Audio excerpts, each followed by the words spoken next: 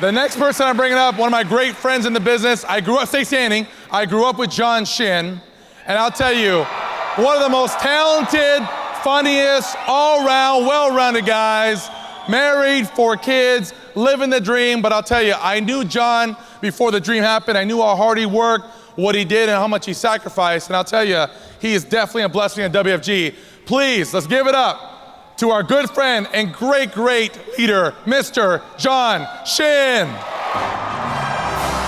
Introducing Executive Vice Chairman, Shin.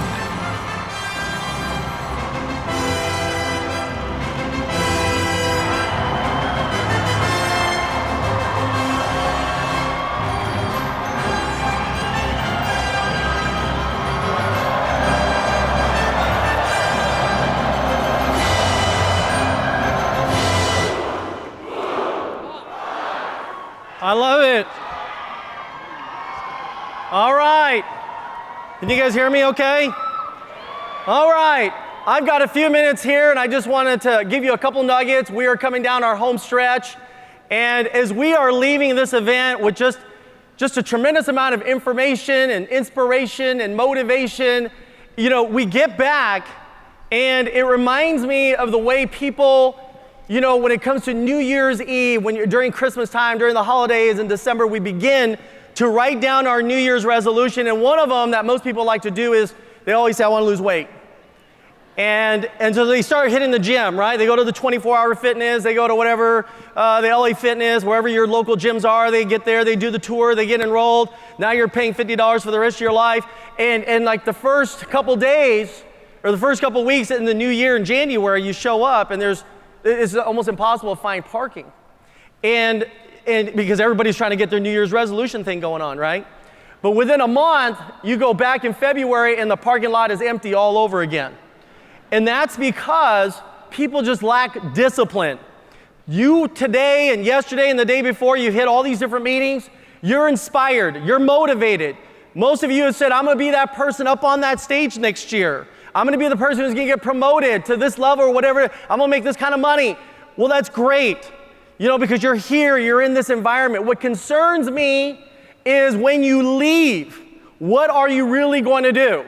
And I want you to know that you cannot go away. You're gonna go away, but I don't want you to feel like, gosh, stay confused. Like, I don't want you to feel like you don't know what you're supposed to do. I'm gonna tell you what you need to do. When you go back, what you gotta focus on is recruiting. That's it. I mean, some of you go, I want to go do this, I want to go get this license, whatever. No, the name of the game is recruiting. You've got to go and recruit. Now, I know a lot of you in this room are going to say, man, this is like one of those things. It's like, it's all about recruiting. Look, everything is about recruiting. You look at NCAA, right? Sports teams, what are they doing? They're recruiting on high school campuses. When you look at the NFL or any pro team, they're recruiting right now at different college campuses, right? Different church groups are always recruiting. They're all over the place, right?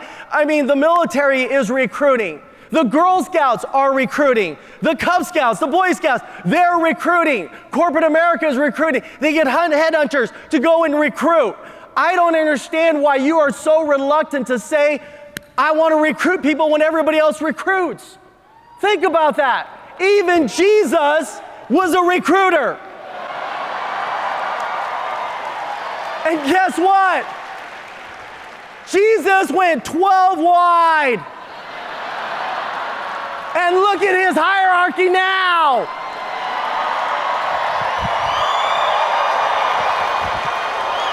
All right.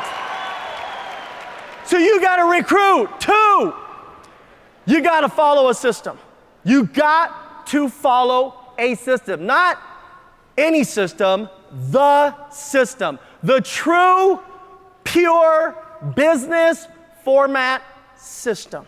That's what you got to follow. Seriously. I watched the movie when I was a young kid, and it reminded me, today it goes, man, if she could do this. Think about this movie. It's called The Wizard of Oz. How many of you guys saw that movie? All right. What was the name of the girl in the movie? What's her name? Dorothy. And what city was she from? Kansas. And she landed somewhere in her house with her little dog named, you have seen it. And where did she land? They landed where? Oz, the land of Oz. In that famous scene where she comes out of the house, she's holding her little dog, and she says, Toto, I don't think we're in Kansas anymore. And she comes out of the house, and she begins to walk around, and these little people came out, and they were called what? The Munchkins. And they all started coming out. And she says, I want to go home. I want to go home. I want to be with my family. She had a dream. And the first Munchkin came out and said, follow the yellow brick road. And then the other one came out and said, follow the yellow brick road. And then the three twins came out. Remember those guys? They were called the Lollipop Boys.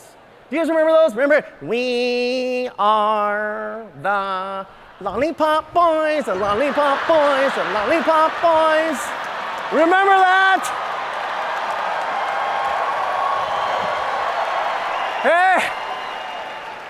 Hey. And she followed the yellow brick road, following a system to get to where she wanted to go. And along the way, even Dorothy went 3 wide. She recruited the Tin Man, the Scarecrow, and the Lion, who had no heart, who had no brain, who had no courage, and you're gonna recruit those kinds of people too.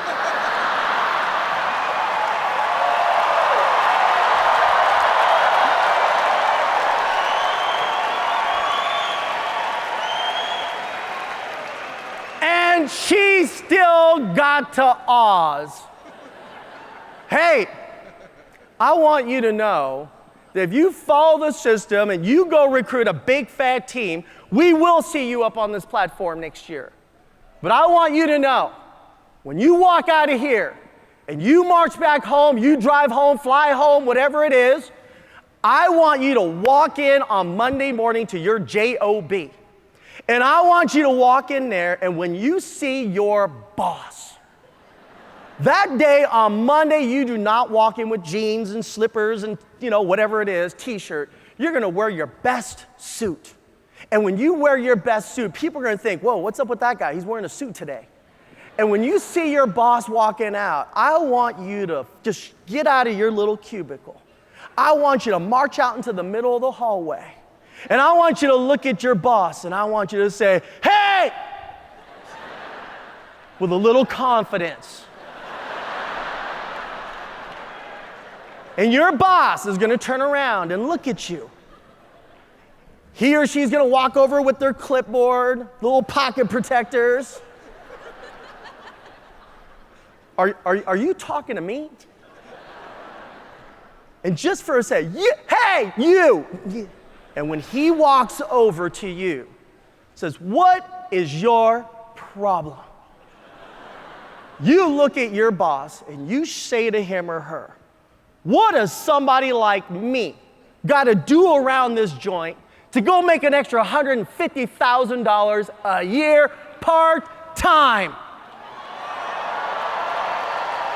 And if your boss